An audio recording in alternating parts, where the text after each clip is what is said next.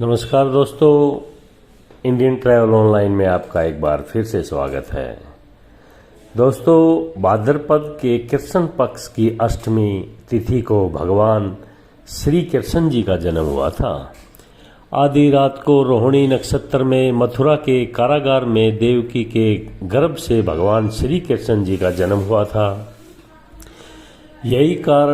इसी कारण हर साल इस दिन श्री कृष्ण का जन्मोत्सव बहुत ही धूमधाम से मनाया जाता है। इस दिन भगवान श्री कृष्ण की पूजा विधिवत तरीके से की जाती है। इसके साथ ही माना जाता है कि पूजा के साथ बाल गोपाल के जन्म के समय की यह कथा सब लोगों को जरूर सुननी चाहिए। इससे सुख समृद्धि धन वैभव की प्राप्ति होती है। दोस्तों, बात उस समय की है जब द्वापर युग चल रहा था। धरती पर अधर्म का बोझ बढ़ता जा रहा था। राक्षसों ने धरती पर हाहाकार मचा रखा था। इस बात से परेशान होकर धरती माँ गाय का रूप धारण करके देवताओं के पास गई और उन्होंने उनसे कहा, हे देवतागण, मेरी रक्षा करें।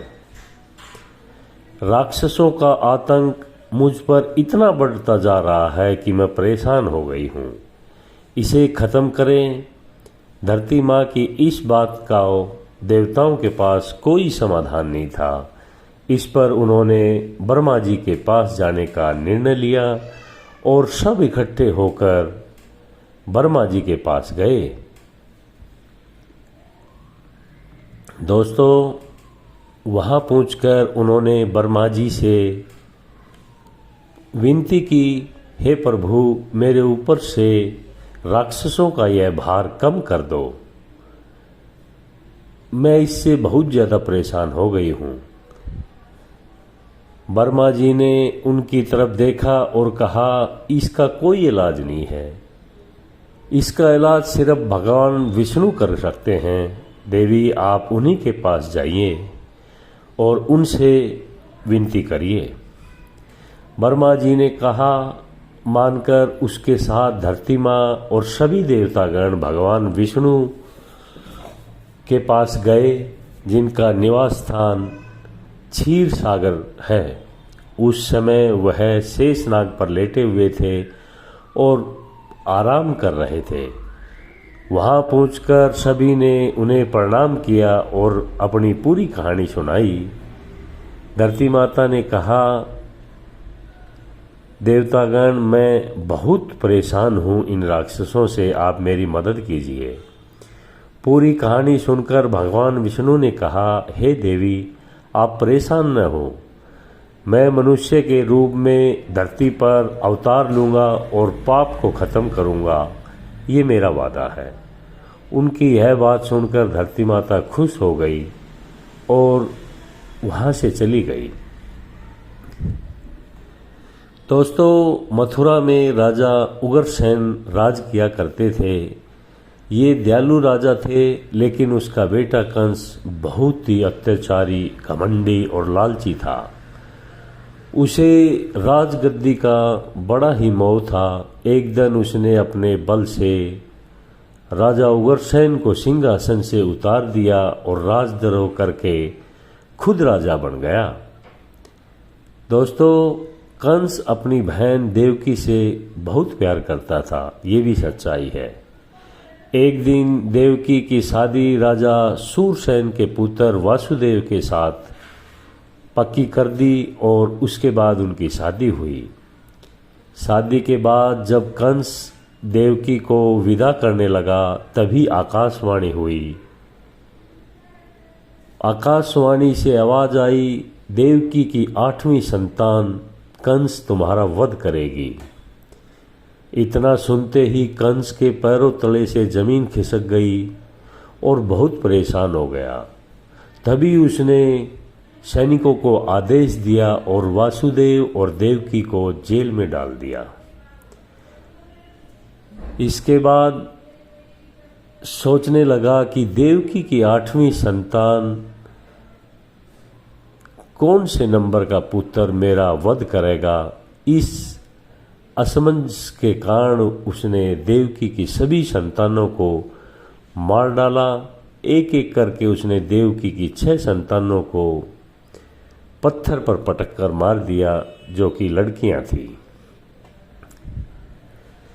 भगवान विष्णु की योजना के अनुसार शेषनाग देवकी की 7वीं संतान के रूप में जन्म लेने वाले थे, क्योंकि धरती माता को पहले ही भगवान विष्णु बोल चुके थे कि मैं आपकी मदद करूंगा। जब देवकी 7वीं संतान से गर्भवती हुई तो देवताओं और भगवान ने तरकीब से उनका गर्भपात करवा दिया। साथ ही उस संतान को वासुदेव की पहली पत्नी रोहिणी के गर्भ में पहुंचा दिया। बाद में इस संतान को श्री कृष्ण के बड़े भाई बलराम के रूप में जाना गया। इसके बाद भाद्रपद के कृष्ण पक्ष की अष्टमी को रोहिणी नक्षत्र में देवकी की 8वीं संतान ने जन्म लिया। जन्म लेते ही सारे सैनिक अपने आप सो गए।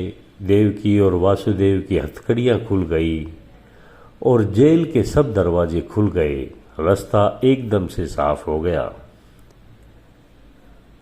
दोस्तों, उन दोनों को कुछ समझ में नहीं आ रहा था। तभी आकाशवाणी हुई कि इस पुत्र को गोकुल के नंद बाबा के यहाँ पर छोड़ के आओ, वो इनका पालन पोषण करेंगे और वहीं पर इनका बचपन गुजरेगा। उन्होंने ठीक वैसा ही किया।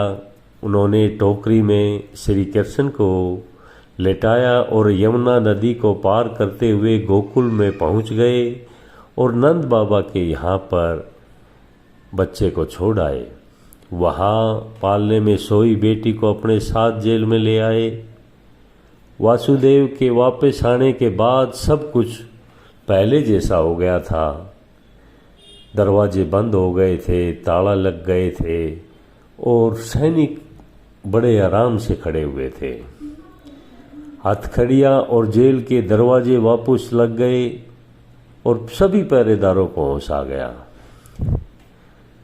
होश आते ही सैनिकों ने देवकी की 8वीं संतान की खबर जाकर कंस को दे दी कि देवकी को बच्चा हुआ है। तभी कंस दौड़ता हुआ जेल में आया और देवकी की गोद से उसकी संतान को छीन लिया।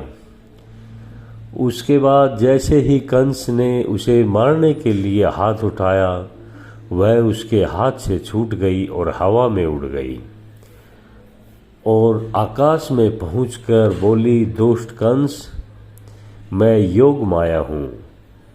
मुझे मारने के लिए भगवान ने गोकुल में अवतार लिया है।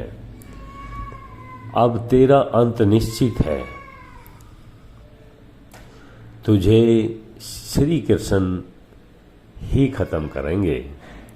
इसके बाद श्री कृष्ण को मारने के लिए कंस ने काफी राक्षसों को गोकुल भेजा और तरह तरह की विधि अपनाई, लेकिन कोई उसका कुछ नहीं बिगाड़ पाया। अंत में उन्होंने कंस को मार दिया और मथुरा को इस आतंक से आज़ाद किया और इस तरह धरती माता को दिया हुआ वादा भी पूरा हो गया। दोस्तों, जन्माष्टमी आने वाली है, तो श्री कृष्ण की ये कथा अगर आपको अच्छी लगे तो शेयर और लाइक ज़रूर करें। हम आगे भी आपको ऐसी जानकारी देते रहेंगे। नमस्कार। जय श्री कृष्ण।